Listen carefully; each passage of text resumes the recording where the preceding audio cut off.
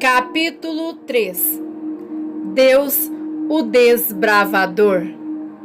Estamos deixando para trás a era dos espectadores passivos que enchem as igrejas lideradas por pastores que têm medo de liderar. Estamos deixando para trás a época em que o foco total da igreja esteve centrado no eu. O que há nisto para mim? Como posso conseguir ajuda? Como posso ser abençoado? Como posso me sentir melhor? Como eu. Há uma nova geração que emerge do coração de Deus, liderada por apóstolos e profetas.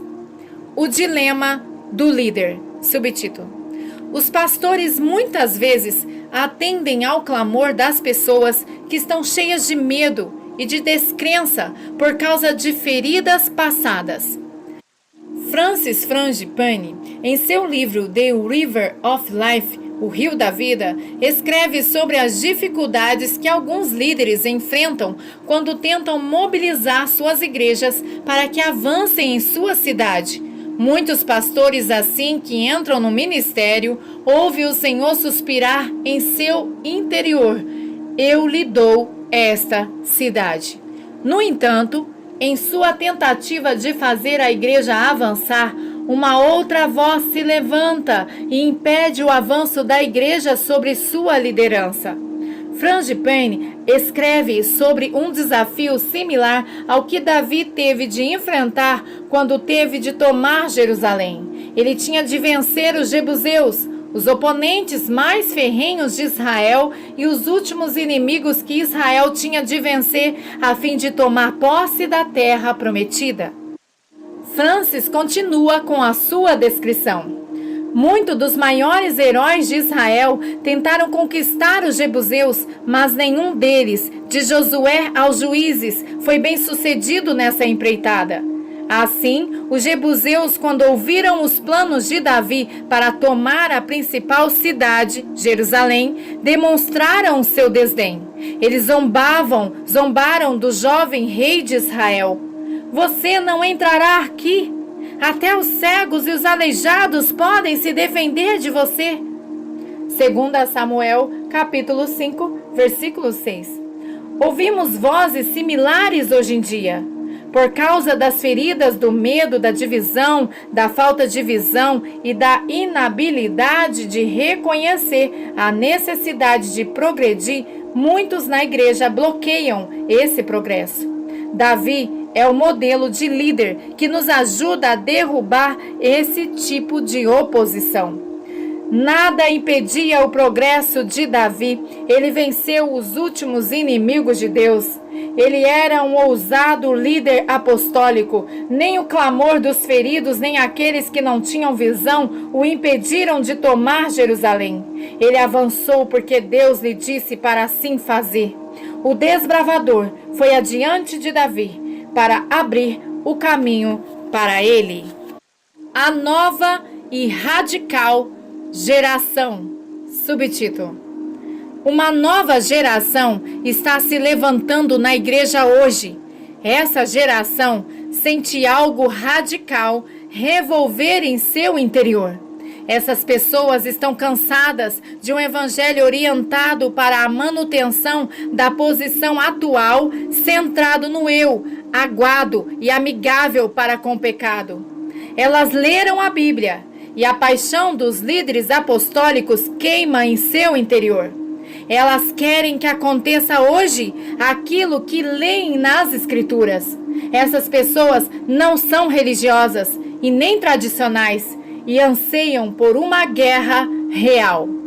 Frase-chave: essa geração sente algo radical revolver em seu interior. Essas pessoas estão cansadas de um evangelho orientado para a manutenção da posição atual, centrada no eu, aguado e amigável para com o pecado. Essas pessoas não veem o Jesus dos evangelhos como o Deus que endossa a sociedade, cumprimenta os religiosos, é injusto em relação às raças e que tolera Jezabel. Elas não toleram tudo aquilo que é inimigo de Deus. O evangelho delas confronta o pecado e os demônios que mantêm as almas cativas. Esse evangelho também confronta tudo aquilo que mantém um grupo ou cidades cativos. O Deus dessas pessoas abala, move e transforma indivíduos e cidades. O Deus delas pode transformar uma nação, libertando a igreja desse estado de cativeiro em que se encontra para levá-la à força invasora que a faz avançar. O Deus dessas pessoas é o mesmo Deus que libertou Israel do Egito e o levou à terra prometida. Ele não entrou em acordo com os cananeus, mas exterminou-os completamente e tomou as suas posses. Veja Êxodo capítulo 23, versículo 23. O Deus dessas pessoas é descrito em Miqueias 2,13. Aquele que abre o caminho irá adiante deles, passarão pela porta e sairão. O rei deles, o Senhor, os guiará. Esse é um Deus que abre caminho, destrói as portas e muros e que remove todos os obstáculos. Em Colossenses 2,10, Paulo afirma: e por estarem nele, que é o cabeça de todo poder e autoridade, vocês receberam a plenitude. Ele prossegue em seu pensamento e diz: tendo despojados os poderes e as autoridades, fez deles um espetáculo público, triunfando sobre eles na cruz. Versículo 15. Foi Deus quem criou todo o poder e a autoridade, como também é Ele quem obteve a vitória sobre eles por meio da morte e ressurreição de Jesus Cristo. Deus, o desbravador, aquele que abre o caminho. Subtítulo: Miqueias 2,13 afirma: aquele que abre o caminho irá adiante deles, passarão pela porta e sairão. O rei deles, o Senhor, os guiará. Em outras palavras, não há caminho que seja impenetrável para Deus. Ele abrirá caminho em qualquer rota que Ele nos ordenar seguir, mesmo que ela pareça bloqueada. Deus, o desbravador, vai adiante de nós. Essa pessoa que vai ao nosso lado não é uma pessoa comum, ela é o rei, pois Ele mesmo abrirá o caminho para nós. No tempo do Antigo Testamento, as forças que invadiam o território inimigo usavam arietes para quebrar as portas. Veja Ezequiel 21:22, como Deus vai à frente. Ele é o ariete que abre o caminho. O termo arroteador, veja Miqueias 2,13, ou desbravador, pode parecer estranho para muitos cristãos. Mas em Barnes Notes, as notas de Barnes, vemos que desbravador é um dos títulos dado a Jesus. A imagem aqui em Miqueias é tanto de conquista como de libertação. Algo tem de ser desbravado, algo tem de ser vencido. Em Miqueias, o desbravador arrebenta a porta para que os israelitas se movam para o campo aberto. Esse campo aberto é o lugar em que não ficarão confinados. As portas da prisão, aquelas que os impediram de progredir, foram abertas para os libertar. Essa é a mesma imagem que observamos em Isaías 43:6, quando Deus fala por intermédio de Isaías: direi ao norte, entregue-os, e ao sul, não os retenha. De longe tragam os meus filhos, e dos confins da terra as minhas filhas. Romper a linha de frente inimiga é algo que não podemos fazer sozinhos. Precisamos da intervenção divina para que sejamos bem-sucedidos nesse tipo de empreitada. Deus deu territórios às pessoas apostólicas para que elas os conquistassem e deu-lhes adversidades para que as suplantassem, mas elas precisam de Deus para abrir caminho para elas. Deus, da mesma forma que liderou Moisés e abriu caminho para seu povo naqueles dias, guia a igreja hoje. Exemplos nas Escrituras de ruptura das linhas de frente inimigas. Subtítulo: a história de Êxodo refere-se basicamente à fala de Deus para Moisés: eu farei isso. Ele também nos diz a mesma coisa. O que Deus quis dizer é que Moisés deveria seguir em frente e agir no momento oportuno. Deus liberaria sua intervenção e seu poder. Embora Deus tenha dito que faria tudo, Moisés teve de crer em Deus e, de forma ousada, dar início à ação. Ele tinha de se apresentar a Faraó e o confrontar. No entanto, foi Deus que rompeu a linha de frente inimiga em favor dos israelitas. A fé de Moisés, manifestada por meio de sua ação, liberou Deus para que agisse. Uma ruptura poderosa das frentes inimigas ocorreu quando, por meio de Moisés, Deus realmente libertou Israel do Egito. Afastem-se, afastem-se e saiam daqui. Não toquem em coisas impuras, saiam dela e sejam puros. Vocês que transportam os utensílios do Senhor, mas vocês não partirão apressadamente, nem sairão em fuga, pois o Senhor irá à frente de vocês. O Deus de Israel será a sua retaguarda. Isaías 52, versos 11 e 12. Oséias também menciona uma ruptura da linha de frente inimiga em Oséias 1:11. O povo de Judá e o povo de Israel serão reunidos e eles designarão para si um só líder e se levantarão da terra, pois será grande o dia de Jezreel. Essa passagem fala sobre Israel rompendo a linha de frente inimiga para alcançar a liberdade, o campo aberto, a terra que Deus prometera dar a eles. Jezreel quer dizer Deus semeia. Deus, ao mesmo tempo em que os liberta, começa a plantar para eles uma grande colheita.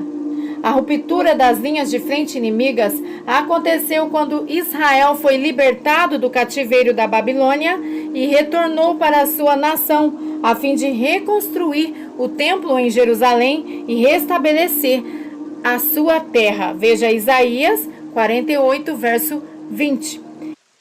Eles tiveram de romper as linhas de frente inimigas representadas por Sambalate e Tobias, que não queriam que eles retomassem o que fora deles. Frase-chave: o desbravador irá diante de nós para nos dar a herança que nos pertence. Nos dias de hoje, Deus está levantando um povo que reclamará a terra e as heranças perdidas, tanto na esfera natural quanto na espiritual. Ao fazermos isso, enfrentaremos um inimigo que não quer que tenhamos o que é nosso por direito, mas o desbravador irá diante de nós para nos dar a herança que nos pertence. Em Isaías 42, versos 6 e 7, vemos o sentido espiritual da libertação da prisão.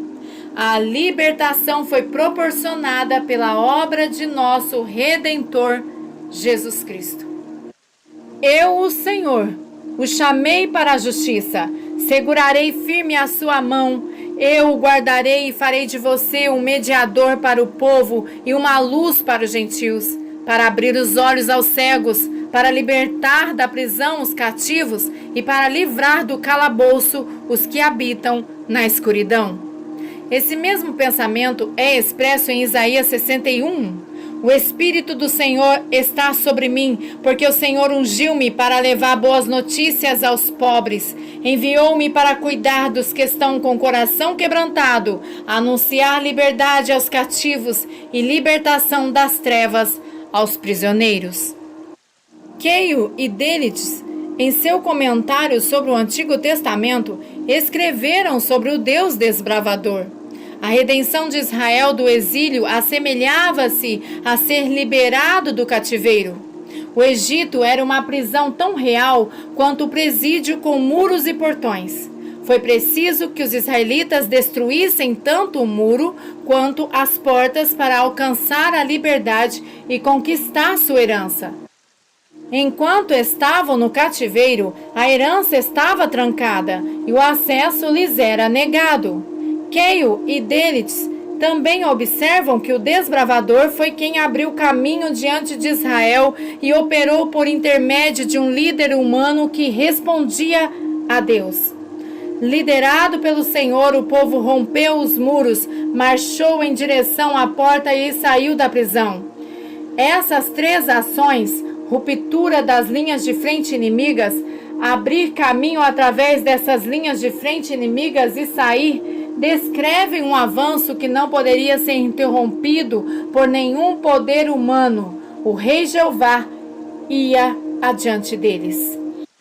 Assim como seguiu adiante deles no deserto, ele também segue adiante de nós e agora lidera a procissão à medida que rompemos as linhas de frente inimigas e desobstruímos o caminho. Essa é a descrição de um povo ousado, corajoso, crente e vitorioso que confiava totalmente em Deus e em sua liderança.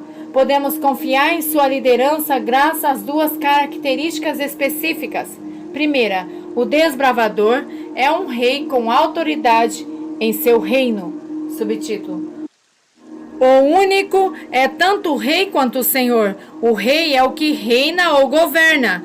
Ele tem poder soberano sobre determinado território. Desde os primórdios dos tempos, todas as coisas no céu e na terra vieram de Deus, incluindo-se os tronos e os reinos. Colossenses 1,16 afirma: pois nele foram criadas todas as coisas no céu e na terra, as visíveis e as invisíveis, sejam tronos ou soberanias, poderes ou autoridades, todas as coisas foram criadas por ele e para ele. O desbravador tem autoridade para entrar em todos os reinos e em todas as nações e libertar-nos dos governos destes, levando-nos a um local de independência e de liberdade, de vida e de herança. Ele não só nos livra do reino que nos aprisiona, mas também estabelece um novo reino em seu lugar.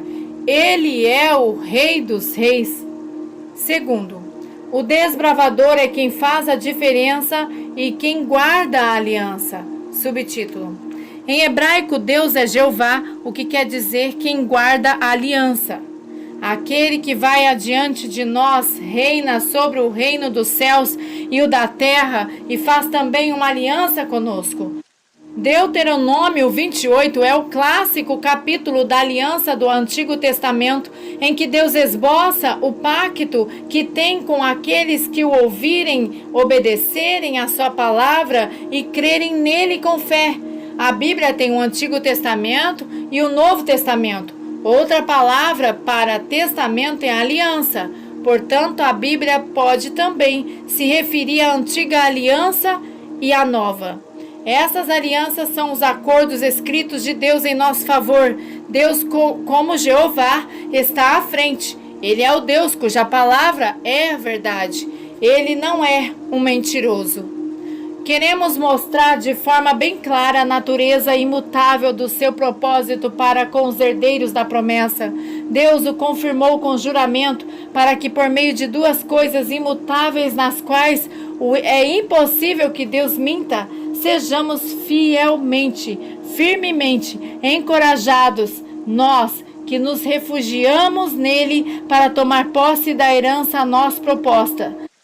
Temos esta esperança como âncora da alma, firme e segura, a qual adentra o santuário interior por trás do véu, onde Jesus, que nos precedeu, entrou em nosso lugar, tornando-se sumo sacerdote para sempre, segundo a ordem de Melquisedeque.